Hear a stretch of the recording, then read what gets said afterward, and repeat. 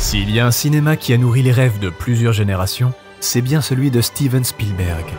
Réalisateur de génie collectionnant les chefs-d'œuvre, il est passé d'un univers à l'autre avec une aisance déconcertante.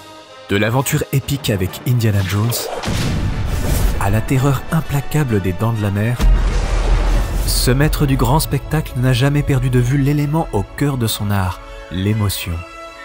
Mais au-delà de sa casquette de réalisateur, Steven Spielberg a également une deuxième casquette, celle de producteur. Éternel ami des histoires, il a ainsi soutenu d'autres conteurs de talent pour nous livrer les films et séries les plus cultes et incontournables de ces dernières décennies.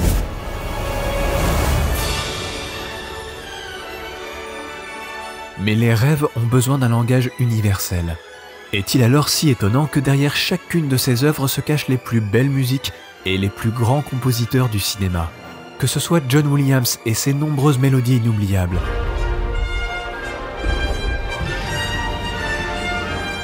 Alan Silvestri et son thème épique de Retour vers le futur, Jerry Goldsmith et ses notes malicieuses dans Gremlins,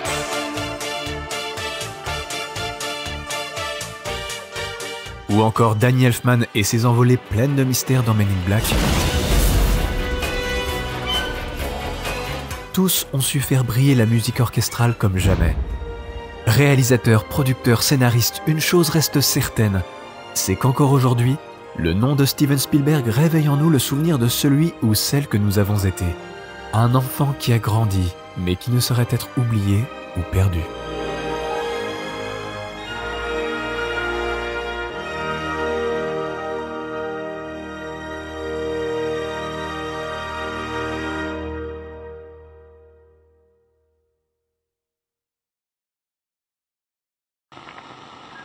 Omega Beta Zeta. Hello? Yes?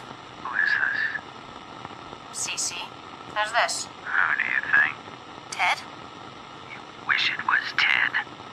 Do you want to die tonight, Cece? Yes, I'm calling from the Omega Beta Zeta house. Someone's harassing me. Shit!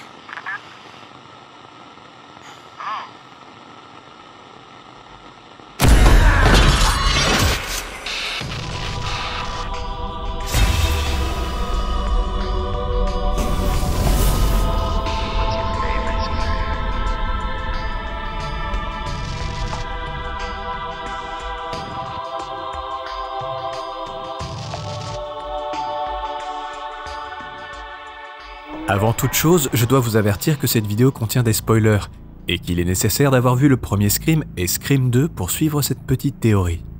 Après les tragédies de Woodsboro, le film Stab, inspiré des événements, est projeté en avant-première. Lors de cette séance, un tueur déguisé en Ghostface assassine Phil Stevens et Maureen Evans devant une foule croyant à un coup publicitaire. Le lendemain, Sidney Prescott, désormais étudiante au collège de Windsor, voit son passé ressurgir avec le meurtre de Cissy Cooper. Hello, Sydney. Remember me? Ghostface s'en prend ensuite à Sidney, mais celle-ci est sauvée par son petit ami Derek ainsi que Dewey, qui est venu de Woodsboro pour la protéger. Alors que Gale Weathers et Dewey découvrent un lien entre les nouvelles victimes et celles de Woodsboro, Randy se fait également assassiner.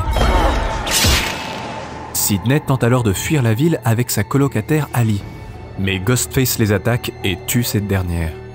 Finalement, Sidney découvre l'identité des tueurs. Mickey, un de ses amis de l'école, et Debbie Salt, qui n'est autre que la mère d'un des tueurs du premier film, Billy Loomis, et qui cherche à venger son fils. Après une violente confrontation, Cotton Weary sauve Sidney en tuant Debbie, et Mickey est également neutralisé.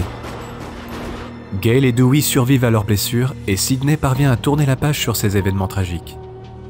Comme pour ma première vidéo sur Scream, je me suis toujours interrogé sur l'identité du tueur qui se cachait derrière le masque lors de chaque meurtre, et pour quelle motivation chaque victime était choisie. Car ici, encore une fois, le choix des victimes et la répartition des meurtres entre les tueurs ont un sens logique, et vont de pair avec leur mobile. C'est en revoyant chaque scène et en les reliant entre elles que j'ai pu découvrir de précieux indices. Les trois premières victimes sont Phil Stevens, Maureen Evans et Cissy Cooper.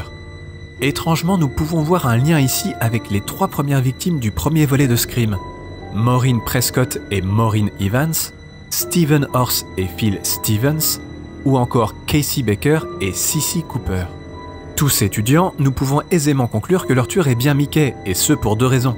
La première, nous savons qu'il suit un cours de cinéma, et il lui était facile d'offrir ses places à ses deux camarades pour la première de Stab. Mais surtout, lors des meurtres, nous pouvons voir que le tueur est gaucher.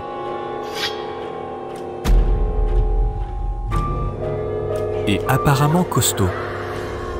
Ce qui est le cas de Mickey. Debbie Salt, quant à elle, se charge de faire les appels téléphoniques et les vidéos. Et vous remarquerez qu'elle est droitière. On pourrait alors penser que seul Mickey endosse le costume du Ghostface et est responsable des assassinats, puisque chacun d'entre eux sont faits de la main gauche. Pourtant, à la fin du film, Debbie revendique le meurtre de Randy, et elle en explique d'ailleurs la raison. Randy spoke poorly of Billy and I got a little knife happy. Et effectivement, là où nous avions une suite logique consistant à imiter les noms des victimes du premier film, les insultes de Randy envers le fils de Debbie changent le plan original, pour laisser place à une rage vengeresse. Vous remarquerez d'ailleurs que le crime de Randy est fait de la main gauche, et non de la main droite, comme pourrait laisser croire le rétroviseur. Ce qui prouve l'intelligence de Debbie, qui fait tout pour que la police recherche un coupable gaucher, et plus précisément son complice Mickey. Everything's traceable back to Mickey, including the cop gun he used to kill everybody.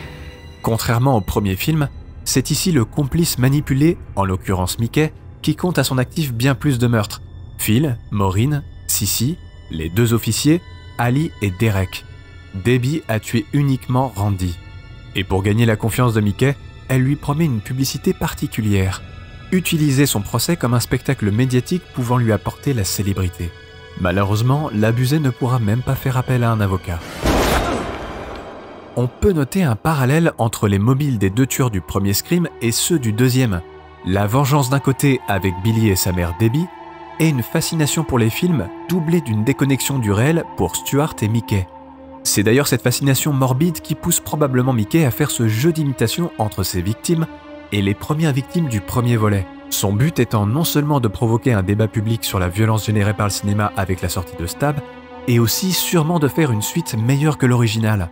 Many sequels have surpassed their original. Oh yeah? Name one.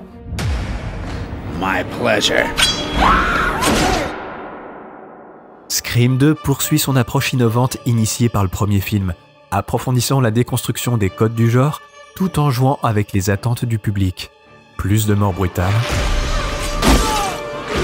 plus de suspects, et des enjeux plus élevés.